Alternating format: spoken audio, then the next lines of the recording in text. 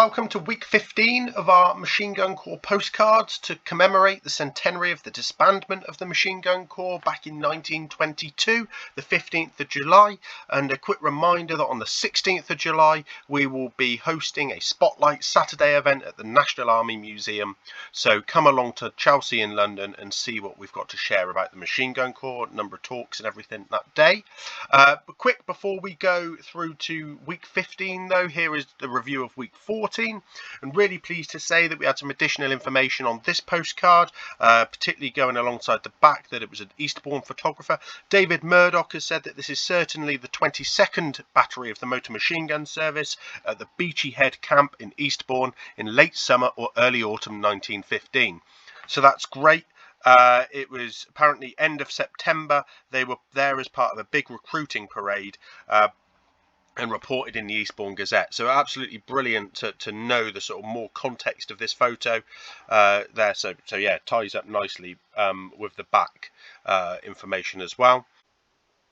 And then for this postcard, we had VM Kane on our Patreon, one of our great patrons that supports the association, said that we think the hospital pick is from W.R. Burrell, Fordham St Martin near Bury St Edmunds. Seems to have been two nearby hospitals, Ampton Hall and Hengrave Hall. So that narrows it down slightly as well into one of those locations.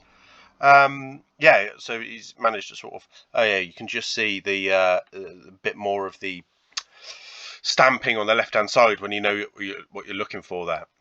Sadly, this one was a bit dark again. Apologies for that. Well, we'll try and redo some of these. It's just a matter of finding the time. I'm afraid we're quite busy, quite planning things at the moment. But yeah, so that was about it for those postcards. Let's have a look at week 15. So here's our first postcard of the week, and what we're finding is a little bit of mix of headdress in here. Looks like we've got some Machine Gun Corps cavalry soldiers. A couple of things to indicate that are the 1903 pattern bandoliers that they're wearing, as part of the 1903 pattern equipment. We've also got their, actually no, I'm going to say they are mounted infantry, Machine Gun Corps infantry. They're drivers or other mounted troops because they've got puttees on, and they are reversed puttees, so they are tied at the ankle, but they are all wearing spurs. So that's what threw me to start with. So I'm going to say the infantry rather than Machine Gun Corps cavalry. I might be wrong, but normally we're seeing cavalry wearing boots rather than the reversed puttees. The breeches are a little bit in between, so maybe in the absence of any letter underneath the MGC there, and I can't see it on that one there, and those are the only two I've got in view. It's really difficult to tell. But obviously, quite interestingly, they're wearing, these two chaps in the middle are wearing civilian hats. The two guys on the end are wearing service dress caps with the Machine Gun Corps cap badge. And I think if it wasn't for those, we wouldn't be identifying these as Machine Gun Corps at all. There's nothing to tell us. We've got sergeant stripes on the chap in the middle, lance corporal there.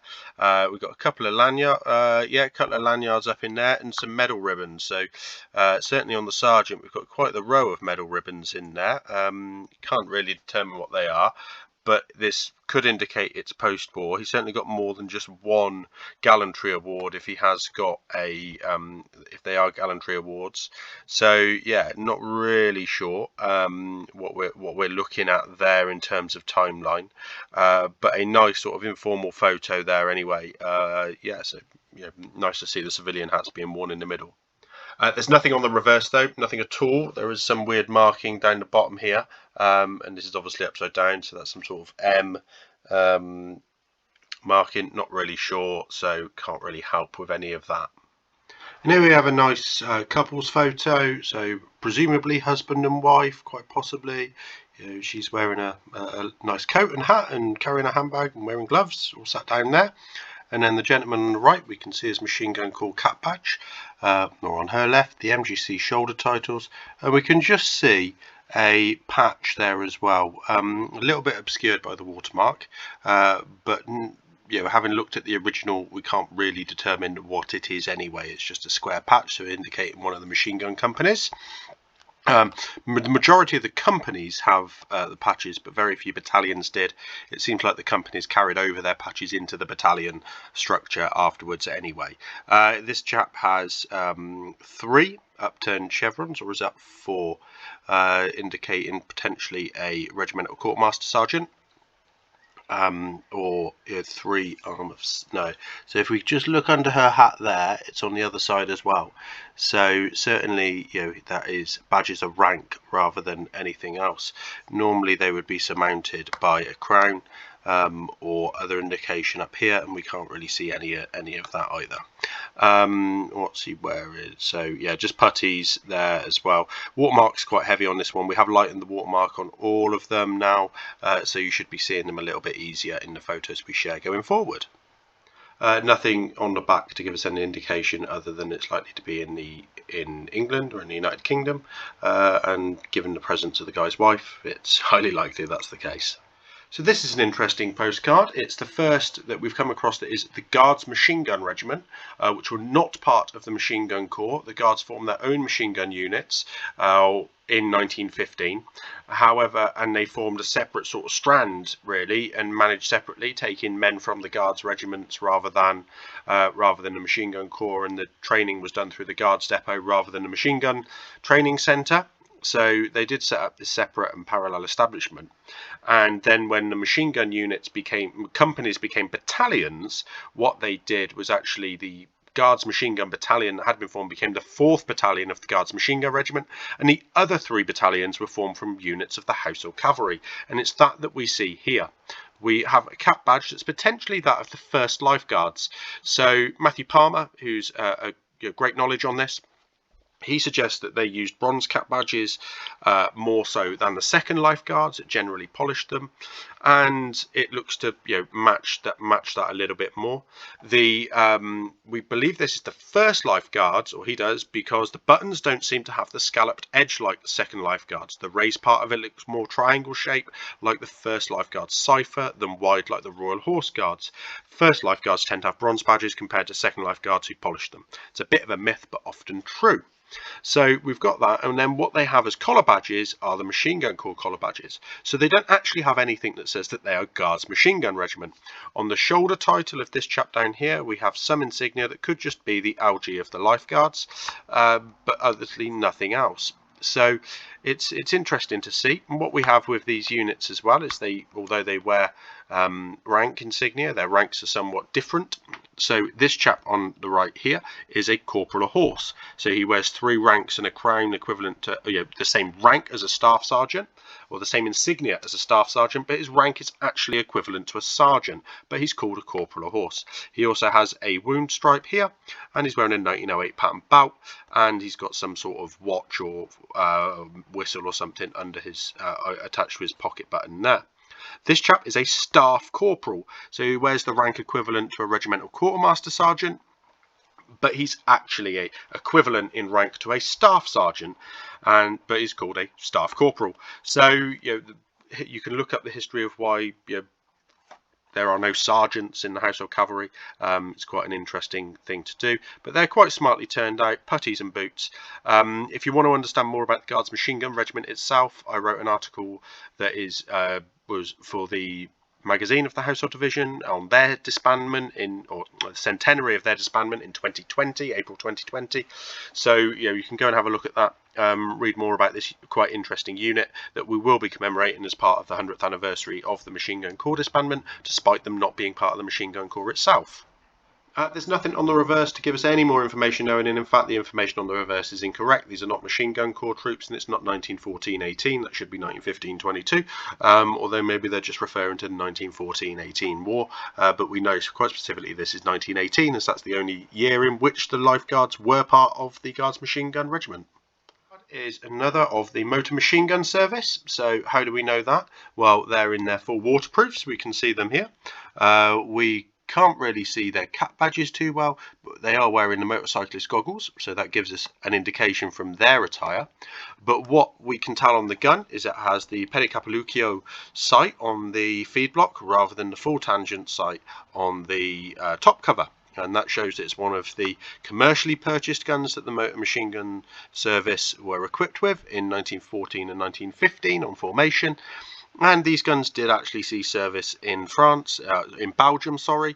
They may have seen service in France as well, but we certainly see them in some of the photos from 1915, that series there, one of which we've included as a photo study previously, photo analysis video. And it is just a good indication that that rear sight, that is the rear sight, doesn't appear on any other guns other than those purchased by Italy in 1911. So you can see them, and we know of their existence in Italy, and we know of their existence with captured Austro-Hungarian troops, or captured by Austro-Hungarians, potentially finding their way to the Western Front as captured guns as well. But otherwise, they should be using those with the long tangent sight on the rear.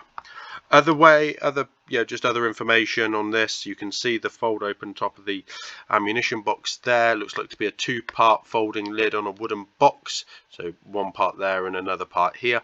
That indicates it's possibly a number 3 Mark II, I think it is the Mark II, because there's a catch on the side there, to help secure that second part of the ammunition box as well.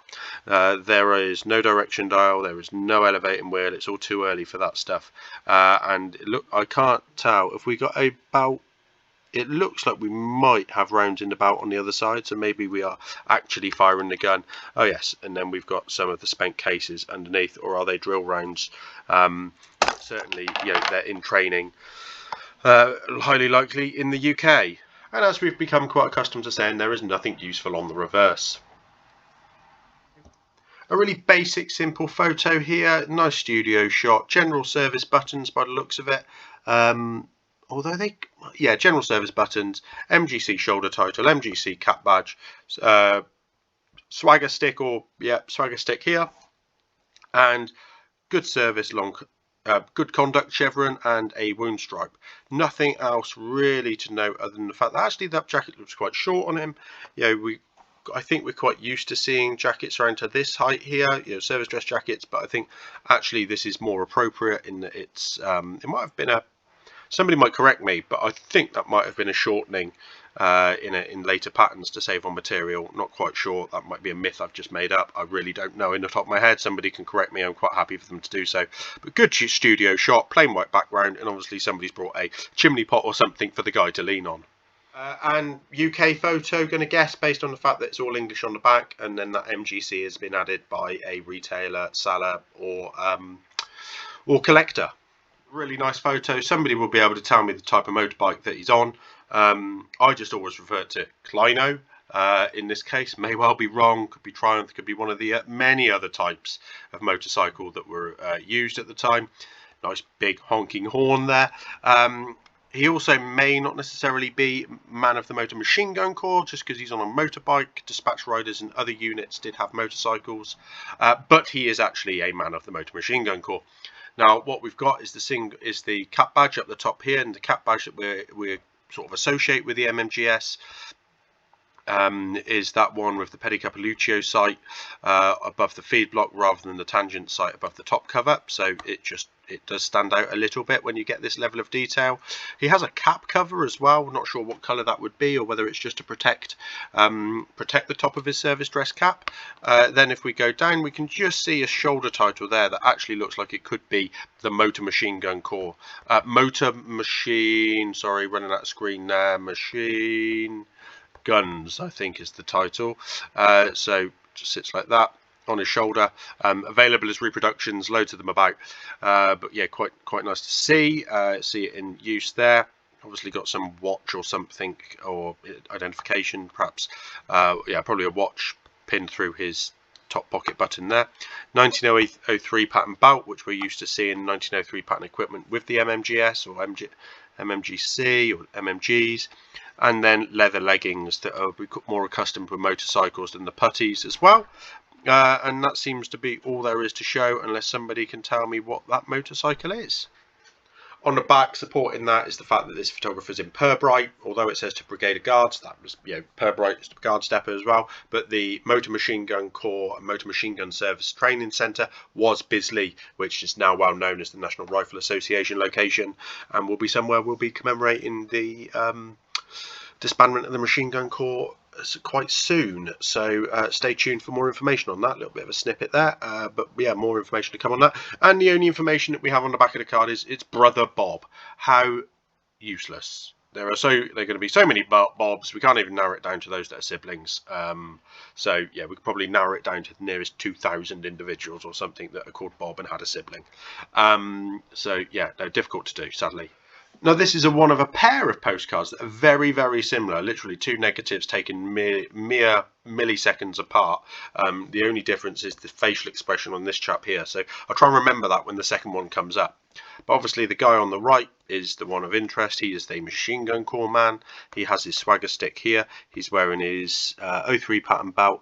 He has a good contract chevron on his sleeve there, and also he has the trade badge of his appointment, or appointment badge of the bridle. So he is a saddler, and of course, machine guns are moved by horses, not just on pack saddlery, but they tow the limbers and everything. So there were a number of saddlers in the units.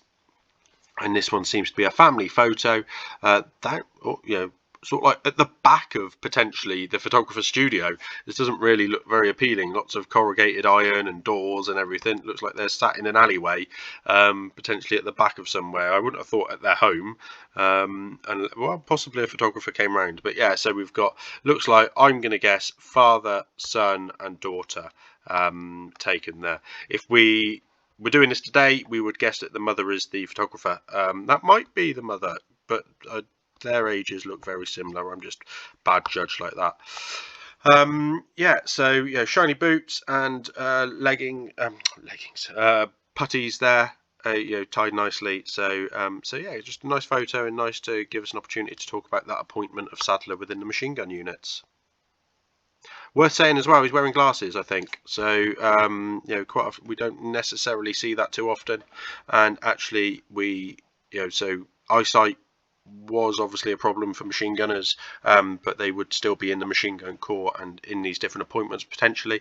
We quite often don't see glasses because people take them off for photos, and then we just imagine their glazed look because they can't see the photographer very clearly.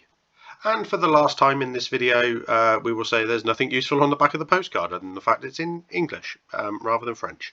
So thank you for watching. I hope they're still of interest. Please do support us on Patreon at www.patreon.com/VickersMG, and stay tuned for more information on what we're doing to commemorate the disbandment of the Machine Gun Corps in 2022. Thank you for watching. Please remember to like and share the video and subscribe to the channel. Please support us on Patreon if you're able to, and let us know of anything you'd like to see in the future. I look forward to hearing from you.